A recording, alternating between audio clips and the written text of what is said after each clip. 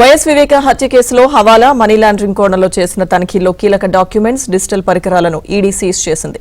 MP Avinash Reddy నివాసంలో లెక్కచూపని 24 లక్షలతో పాటు 2 బ్యాంక్ లాకర్ల తాళాలను స్వాధీనం చేసుకున్నారు ఈడీ అధికారులు.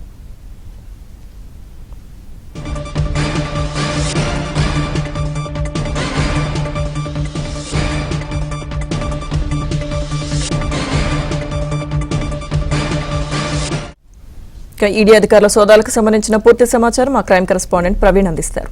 ప్రవీణ్, 2019 మార్చి 15న సంచలనం సృష్టించినటువంటి వివేక హత్య కేసులో ఈడీ ఈరోజు ఏకకాలంలో హైదరాబాద్ తో పాటు కడప జిల్లాలో 7 ప్రాంతాల్లో సోదాలు చేసింది.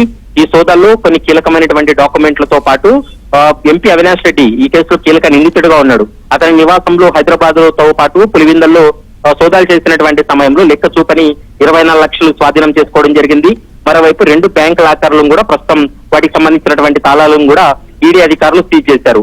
వాటితో పాటు డిజిటల్ ఆధారాలు, మరోవైపు ఆర్థిక పరమైన సంబంధించినటువంటి ఆధారాలను కూడా ప్రస్తుతం దర్యాప్తు అధికారులు స్వాధీనం చేసుకున్నటువంటి పరిస్థితి అయితే స్పష్టంగా కనపడుతుంది. మరోవైపు సోదాల్లో కీలక నేరపూరిత పత్రాలు, డిజిటల్ పరికరాలను స్వాధీనం చేసుకున్నట్లు ఈడీ అధికారికంగా ప్రకటన చేసినటువంటి పరిస్థితి ఉంది. ముఖ్యంగా ఈడీ ఇప్పుడు అంటే 2019 కేసులో ఇప్పుడు ఎంటర్ అవ్వడానికి కారణాలు ఏంటనేది క్లారిటీ ఇవ్వకున్నప్పటికీ కూడా సిబిఐ ఎఫ్ఐఆర్, మరోవైపు చార్జ్ షీట్లను ఆధారంగా చేసుకుని మనీ లాండరింగ్ కు పాల్పడ్డారనేటువంటి అభియోగాలు మోపుతూ ఈ రోజు ఏకకాలంలో 7 ప్రాంతాల్లో సోదాలు చేసినట్లు కూడా స్పష్టంగా ఈడీ తన యొక్క అధికారిక ప్రకటనలో కూడా పేర్కొన్నటువంటి పరిస్థితి కనపడుతుంది. ఇందులో పిఎంఎల్ఏ యాక్ట్ అంటే prevention of money laundering act కింద కేసు నమోదు చేసి సోదాలు చేసినట్లు కూడా ఈడీ తన యొక్క లేఖలో స్పష్టంగా పేర్కొన్నటువంటి పరిస్థితి. ఇందులో అవినాష్ రెడ్డి, భాస్కర్ రెడ్డి, శివశంకర్ రెడ్డి, మరోవైపు సునీల్ యాదవ్ వీరిళ్లలో కూడా ఏకకాలంలో సోదాలు చేశారు.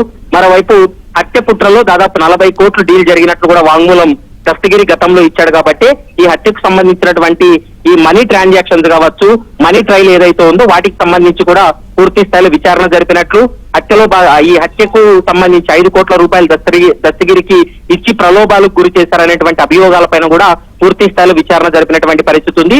ఈ నెక్స్ట్ వీక్ అంటే సోమవారం తర్వాత నిందితులకు నోటీసులు జారీ చేసి హైదరాబాద్ లో ఉన్నటువంటి ఈడీ కార్యాలయంలో వారిని విచారణ జరిపేటువంటి అవకాశం అయితే స్పష్టంగా కనిపిస్తుంది.